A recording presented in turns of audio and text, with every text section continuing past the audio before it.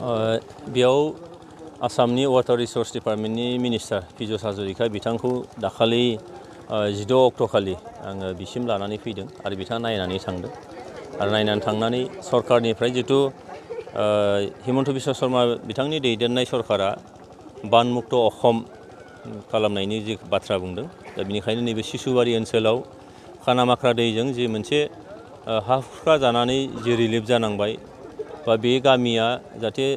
बांसिननिफ्राय बांसिन जाहाथे खहा जानो हाया बिनि मोनसे निस्सय हयथ' बिनि राहा लानाय जागोन दा बेनिखायनो आङो सासे सिडली समस्टिनि एमएलए जानानै दिनै नैबे रिलिफ केम्पआव रिलिफ इनमेट्सफोरनि थाखाय माखासे जाग्रा मुवा आदारफोरनि गोनांथि जादोंमोन जेरै फुनग्रा थाव संख्रि सामब्राम आलु बानलु बिदिनो साबोन सार्फ दा बेखौ दिनै आंनि फारसेनिफ्राय आरो जोबोद गोजोनथाव बाथ्रा जोंहा क'क्राझाराव थानाय जे बड'सा प्रेस बिथांमोननिफ्रायबो दिनैहाय बे अनसुंथाइखौ बिथांमोना होफैदों आरो दिनै आं नुदों बेयाव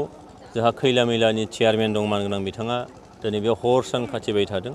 दिनै जोंहा बेयावनो जोंनिनो इउपिपिएल दोलोनिनो जे मददगिरि नै बिथां फंबाया दिनै खाथिबाय थादों दा जायजों जों नुबाय नैबे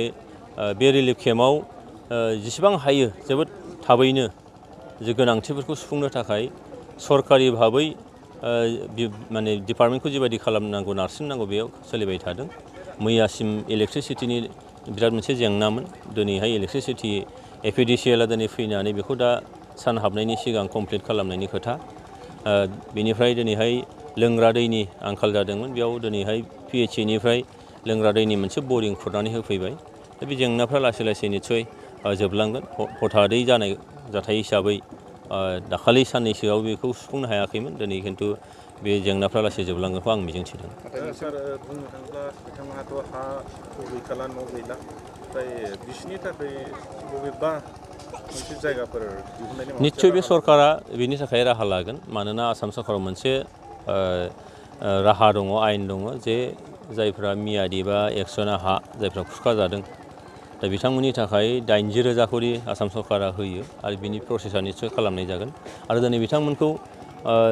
जिथु डिसप्लेस जाबाय हा खुरखा जाबाय थाहैफिननायनि मोनसे बेबायदि जेबो मिजिं खालामनो हालिया निस्सय बिनि थाखाय बिथांमोनखौ बबेबा मोनसे जायगायाव जेराव सेफ जायगायाव फज'फिननायनि राहा सरकारनिफ्राय निस्सय खालामगोन आरो आं सासे एमएलए जानानै दिनै बिथांमोननि जेंनाखौ लास्ट मुहूर्तसिम जे बिथांमोनखौ सेटेल खालामजासिम बेखिनि दायथ'आ आंनाव थागोन आं बिनि थाखाय खामानि मावनो थाखाय जेब्लाबो रेडि। मानसिफोरखौ जिथु जोंनि सर्टेजमोन जिथु जों दुगैनो लोबनो सुबिदा मोनाखैमोन बेखौ दिनै एसेब्लाबो गावनि आखाइजों होफैदों जोबोद गोजोनदों आरो जोंहा गोबां सर्टेज दंबावो थानाया दहायनिफ्राय जोंनि साराबो बुंगासिनो दङ बिराद उसुबिदा मा होनो तिरपाला फिसा फिसा जों थानो हायै बायदि गोजौआव थानोना हायाव थानो जागासिनो ओमफ्राय बेजों लोगोसे मा होनो जानाय लोंनायाबो जा दाख्लि होफैनाय बेल'खा ओमफ्राय थाव दं दालि ओमफ्राय माइरंल'मोन ओमफ्राय बेजोंथ' मानसिया थांनो थाखाय एसे गोब्राब मोनो दिनैहाय बिस्कुट साबोन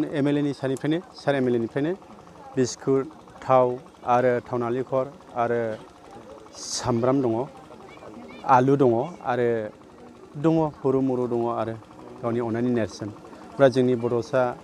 माबानि प्रसनिफ्रायना मा होनो मोजां बुजिनो हाया बिथांमोननिफ्रायबो जोबोद अननायजों होफैदों जों बेखौ गोसो खुसि नाजावदों आरो जों गोजोनदों आरो जोंनि खहाखौ जों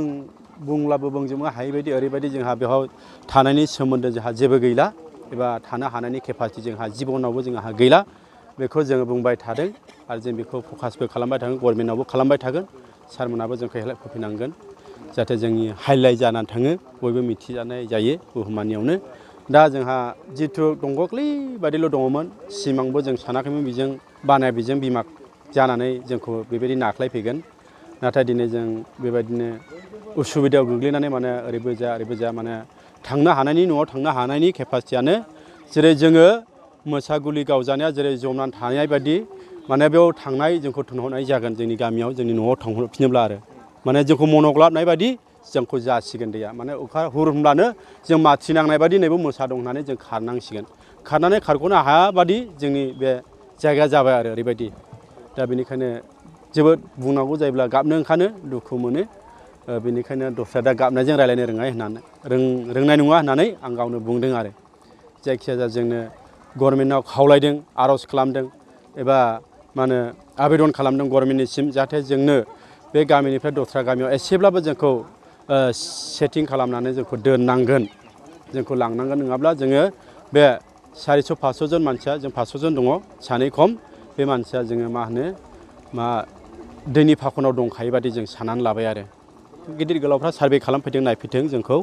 जोङो दैनि फाखनाव गोजावगासिनो दङ जेब्ला ग्रुमगोन अब्लानो जोंहा गैया जालांनाय बायदि जोंहा बे अबस्थायाव दंसै आरो बेनिखायनो सरखारनाव जों अराय समबो खावलायबाय थादों आरो दाबो खावलायगोन मिडियानि गेजेरजों